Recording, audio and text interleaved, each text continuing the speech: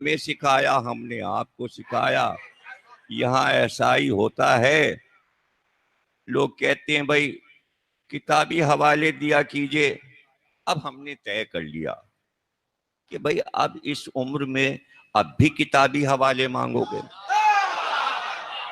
इतना सुनने के बाद किताबी हवाला चाहिए, वक्त खुद किताबी हवाला बन जाता है। थोड़ा सा इंतजार तो कर लिया करो।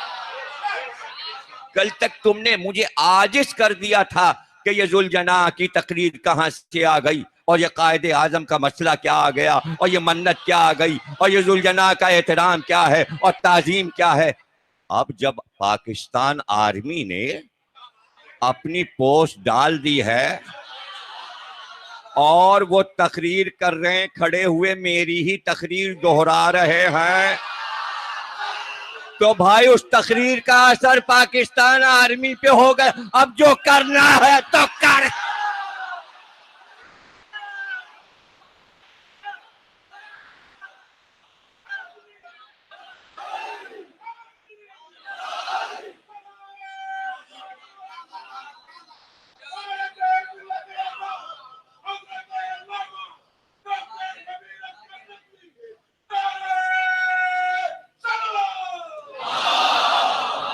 दूसरा गजब ये हो गया कि वो जो गूगल है, वो जब कई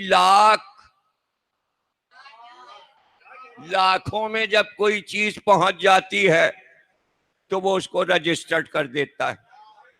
उसने रजिस्टर्ड कर दिया कि अगर कोई मुझसे पूछेगा पाकिस्तान का मतलब क्या, तो गूगल बोलेगा जुलजना जुलजना।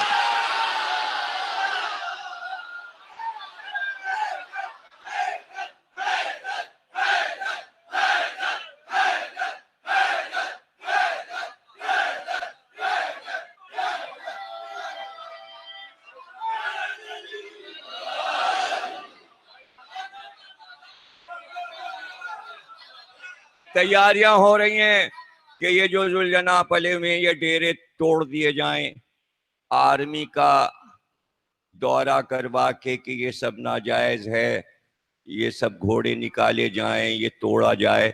ऐसा न कीजिएगा। वाकया मैं सुना दूं, वाकया सुना दूं। नवाब कजलबाज साहब ने, डेरा नवाब साहब पूरा इलाका है, जाके देखिए लाहौर के बाहर बहुत बड़ा इलाका है। वो सारी जमीन उन्होंने घोड़े के नाम लिख दी थी, अपने आके जुलजना के नाम। उस जमीन पे जब कब्जा हुआ तो नवाब साहब ने कहा जिसने कब्जा किया है ये इस बेजबान जानवर की जमीन पर कब्जा हुआ है, कब्जा करने वाले का अंजाम बहुत खराब होगा। जुलजना के डेरे ना तोड़े जाएं, वरना मैं ये बता दूं जो हाथ लगाएगा तब्बत यदा।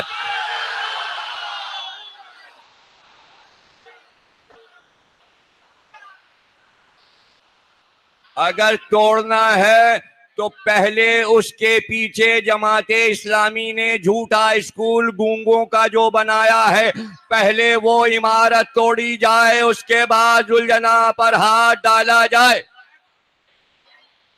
मैं पहले से ये बात बताए दे रहा हूं, कोई ऐसा मसला नहीं है। जुलजना के लिए बहुत सी जगहें, हर इमामबाड़े में जगह बनी हुई है, मार्टिन रोड में चले जाएंगे जुलजना, हम कहीं भी रख सकते हैं, कोई मसला नहीं। हम जहां रहेंगे हम वहीं अपने कमरे में अपना जुलजना लेंगे। हम एक नया मकान ले लेंगे, उसी में एक कमरे में हम रहेंगे, एक कमरे में जुलजना। लेकिन जो घोड़े वाली सरकार बोलते थे, अब वो ये सुन लें कि आर्मी के कान खड़े हो गए हैं। अब आर्मी कान उखाड़ेगी, इसलिए कि पोस्ट देख लो, जनरल साहब खड़े ये कह रहे हैं कि पाकिस्तान आर्मी के पास अरब से वो घोड़े लाए गए हैं जो रसूल अल्लाह के घोड़े के नस्ल के घोड़े हैं, और इसकी गर्दन पे रसूल अल्लाह के अंगूठे का निशान है। सारे अहले सुन्नत उलमा बोसा दे रहे हैं।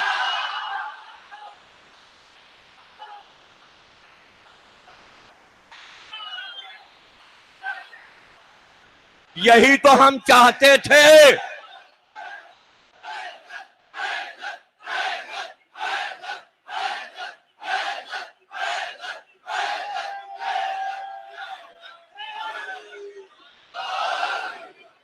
मेरी तकरीर का इख्तिबास जनरल साहब ने उस पोस्ट में सुनाया है। सबसे पहले मैंने कहा और जुलजना किताब में लिखा, इसलिए कि ये जिस किताब में है, किताब का नाम नहीं बताऊंगा, असल किताब अंग्रेजी में है और वर्जीनिया यूनिवर्सिटी से छपी है। नाम क्यों बताऊं? नाम चुरा के सब अपना बना लेते हैं। किताब ढूंढ के दिखाओ, मुसन्निफ का नाम दिखाओ। इसलिए हवाले नहीं देता हूं कि सब इतराते हैं। नाम मैं बताता हूं, सब इतराते हैं, नाम दे दिया। वो सब मैं देखता रहता हूं क्या हो रहा है, मेरी बताई चीजों पर क्या हो रहा है, इसलिए नाम नहीं बता रहा। लेकिन मैंने मजलिस में पढ़ा था कि सरकार ने एक दिन एक तरफ पानी की नहर मदीने के बाहर सहरा में बनवाई और पानी बहाया गया, मैदान जंग तैयार किया गया। एक तरफ तबले जंग, जो कि जंग का ऐलान होता है, तबले जंग वाले खड़े हुए। अपने घोड़ों को आपने कई दिन भूखा प्यासा रखा। अब ये किसी दिन बता देंगे तफसील सरकार के पास कितने घोड़े थे, कहां कहां से आए। सब जुलजना किताब में 800 सफ़े की किताब में सब मौजूद है। जिन्होंने पढ़ा है वो जानते हैं। अंग्रेजी में उसका तर्जुमा हो चुका, मेरी किताब जुलजना का तर्जुमा अंग्रेजी में हो चुका है, अंग्रेजों तक वो किताब पहुंच चुकी है। यूरोप, अमेरिका, अंग्रेजी दां तबके को मालूम है कि मेरी किताब जुलजना में क्या क्या लिखा है। उर्दू दां तबका भी पढ़ चुका है। लेकिन ये वाकया कि सरकार ने फिर उन भूखे और प्यासे घोड़ों को मैदान में बुलवाया और उसके बाद उन प्यासे घोड़ों की नजर पानी पे पड़ी। चूंकि वो प्यासे थे, सारे घोड़े पानी की तरफ दौड़ना शुरू हो गए, इसलिए कि उन्हें पानी नजर आ गया था। वो प्यास बुझाने दौड़े। ऐसे में जब आधी दूर वो दौड़ चुके थे, सरकार ने कहा तबले जंग बजाओ, ऐलाने जंग करो। तबल बजना शुरू हुए मैदान जंग के। आधे घोड़े पानी पे गिरे, आधे प्यासे यूं मुड़े। आधे घोड़ों ने रुख मोड़ा और उस तरफ चले जहां सरकार खड़े थे, जहां ऐलाने जंग हुआ था। एक बार सरकार ने आवाज दी, ये घोड़े जो प्यासे मैदाने जंग की तरफ आ गए हैं, ये मेरे हुसैन के घोड़े, यही करबला जाएंगे, इनको करबला जाना है। इनमें भूख और प्यास बर्दाश्त करने की ताकत है।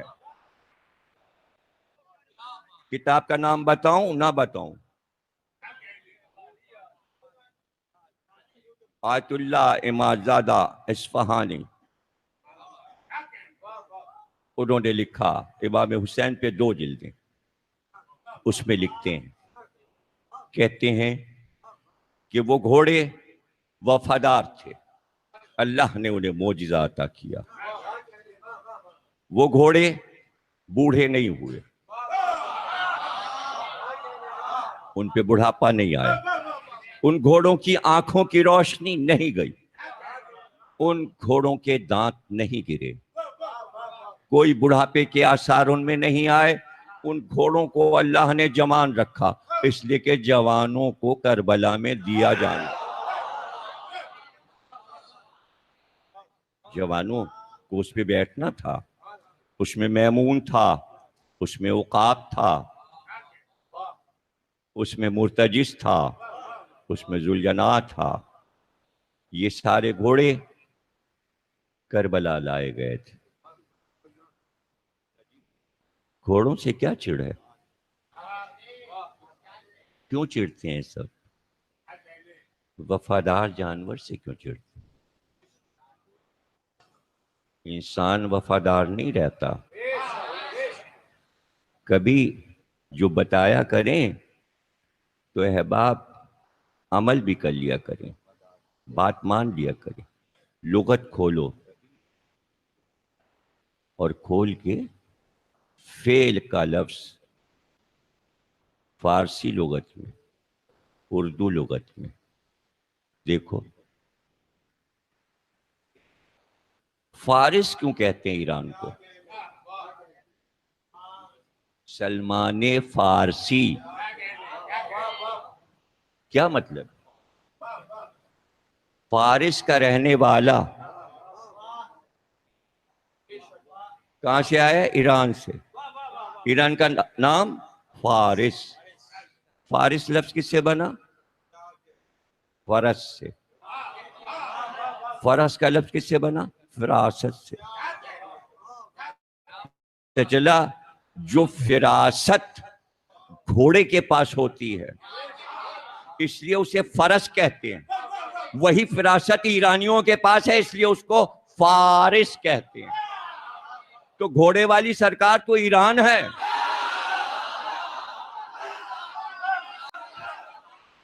फिरासत, फिरासत। और फिरासत की मिसाल क्या दी गई? रसूल अल्लाह ने फरमाया ये फारिस का है सलमान, अगर इसको पता चल जाए कि सुरैया सितारे में इल्म है तो ये वहां से जाके इल्म ले आएगा।